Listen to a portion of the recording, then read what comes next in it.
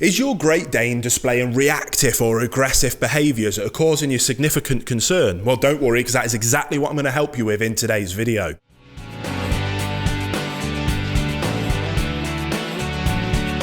Welcome back to the Fenrir Great Dane Show. If you are new here, my name's Will. I'm a canine behaviourist and I'm the founder and CEO at FenrirCanineLeaders.com. This channel is dedicated to helping you learn everything you could ever want to know about the Great Dane and how to become a high-level canine leader that can raise perfect Great Dane companions. So if you are new here and you love this breed as much as we do, don't forget to hit that subscribe button and turn on the notification bell and you'll never miss a future Great Dane video. Now we're going to dive into today's video, and today we're going to talk about a very debated topic, but as a canine behaviourist working with reactive and aggressive cases of large powerful breeds like the Great Dane is what I specialise in. I usually work with the cases that have been through a few dog trainers that either refuse to work with them because of the size of the breed, which is very common with Great Danes, or trainers that have not been able to solve these cases. People will then come to me. And that is exactly what we're going to talk about with Great Danes and reactive and aggressive type behaviours today. Now, I think the reason we're able to have so much success with these cases where other people struggle is because we take such an emphasis on treating the problem at the root cause of the behaviour and addressing that, as opposed to just trying to offer some kind of management strategy. And when people go to positive only type trainers with these kind of aggressive and reactive problems, they'll usually try and utilize some kind of redirect and distraction based approach of luring the dog away with some hot dog, and unfortunately almost exclusively they never really work, because in the real world, when whatever it is that's causing that reactivity or whatever it is that's causing that aggression actually occurs, that thing is far more important and interesting to the dog, or overwhelming or stressful to the dog, than a bit of cheese or hot dog is. And even if you can get them to take the cheese or hot dog, the minute they do that, they'll go instantly back to what it is that they were doing in the first place. So we go through a different methodology. We treat the cause.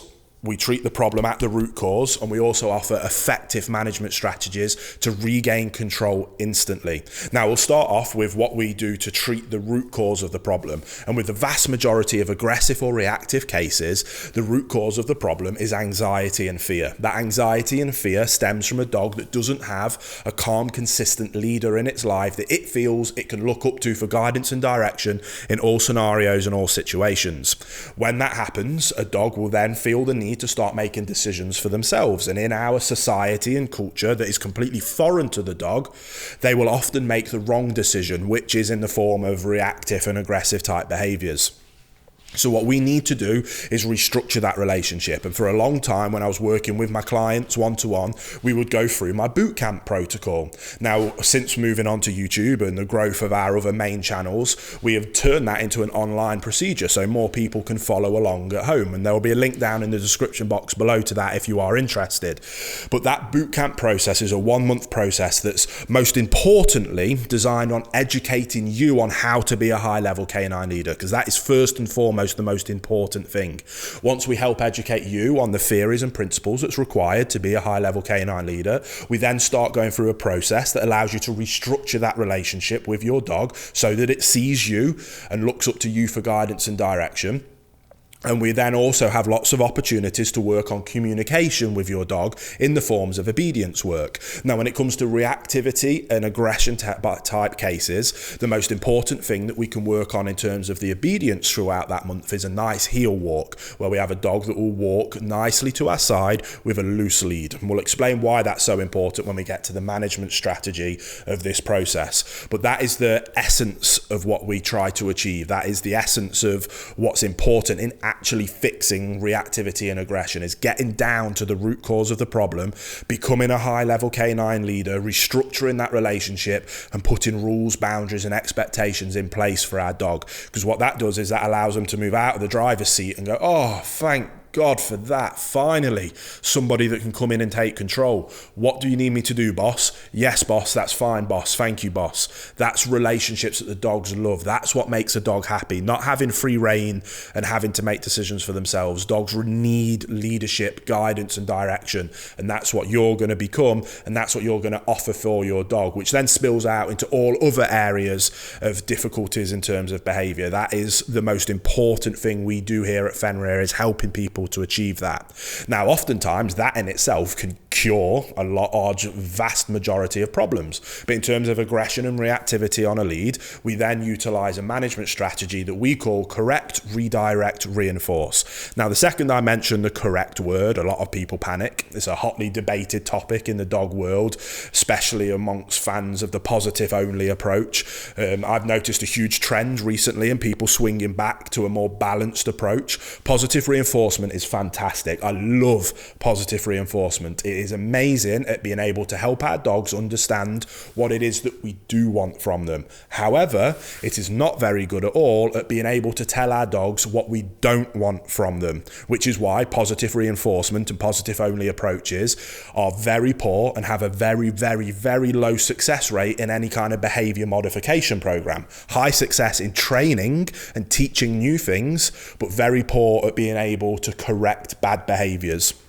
So that is where we utilize a correction-based approach, or at least a correction-led approach as opposed to a correction-based approach.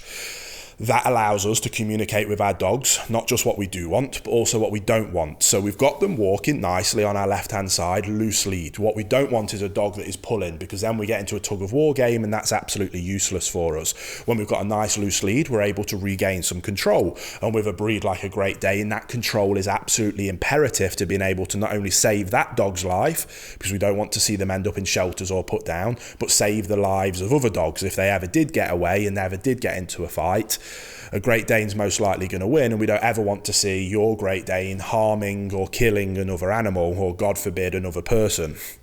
So we need to regain control. So what we do is we've been working on that boot camp protocol, and we've been working on having them look up to us for guidance and direction, but we do still need to give them a little bit of help in being able to, in these stressful environments where there's a trigger or an environmental stimuli that is causing this reactive or aggressive response, we need to be able to remind them, stop, no, you're not in control anymore, I am.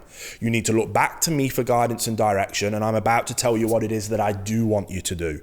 So we utilize, first and foremost, a correction. Now, ideally, we want to be able to use an auditory correction, which would be in the form of a no, or an ah, or a type noise. Some people will have some metal rings that they'll jingle, anything that can just snap that attention and bring it back up to us. That requires no physical correction whatsoever, and it can work. Sometimes it does work, and we'll always try that to begin with. However, usually when the dog gets into that zone, that's what they call kind of selective hearing, but it's just more a case of whatever it is that's causing that response is far more overwhelming to them than us being able to redirect them away from that with an auditory correction. So we might have to then go up to a physical correction.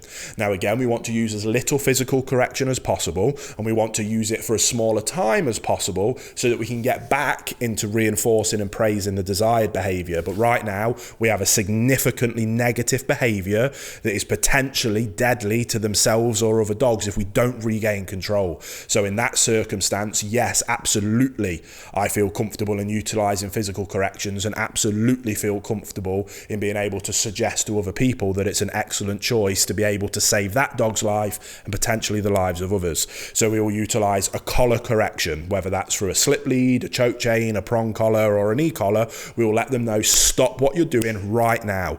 It's as little as possible, but enough to make them go, oh, sorry, boss. Yeah, what is it that you wanted again? I got a little bit away with the fairies there. I was distracted by that thing. But yeah, what do you want? That's the correction. We need to snap that attention and bring it back to us as quickly and as efficiently as possible. Once we get that, we then redirect. So we correct, we redirect to the desired behavior, which is, I want you to walk to heel, please. I want you to walk here and not be losing your mind at whatever it is that's causing that response. That response is unacceptable. I am now in control, and I'm letting you very clearly know that that isn't acceptable. Correct, redirect what we do want. Then when we're there, then we can go back into praise and reinforce. So we correct, redirect, reinforce. As we're going over that process, every single time it happens, calm, consistent leadership, consistent is key. Every time that happens from now, we take that consistent approach whilst we're going through that boot camp protocol to restructure that relationship and help you learn what is necessary to become a high-level canine leader. You'll find that the amount of times that undesirable behavior happens decreases, and the amount that the dog seeks the desirable behavior first time round starts to increase. And over time, that goes down and we need to use less and less corrections. This goes up and we are allowed to use more and more praise and positive reinforcement till we get back to that stage where the desired behavior is being offered first time round, and then we can utilize a positive based approach of reinforcing that desired behavior. But if we don't have balance, if we don't have a way of equally saying, no, I don't want you to do that, alongside, yes, I do want you to do that, then these behaviors are going to keep happening. And right now, behaviorists like myself around the world's inboxes are flooded with people needing help with these cases in particular. And we want to help you be able to help your dog. That's what we care about dogs more than anyone on the planet here at Femria, and we care about saving dogs' lives. And to do that, sometimes we have to take control and do what is necessary to be able to have happy, healthy, content dogs that don't live in fear and anxiety. So I hope that was a quick video, kind of gave you an overview of what's required and the theory and principle behind the kind of rehabilitation program that is necessary to treat aggression or reactivity in a Great Dane. If you enjoyed it, make sure you hit that like button. If you are new here, don't forget to subscribe. That way you'll never miss a future episode of the Femria Great Dane Show.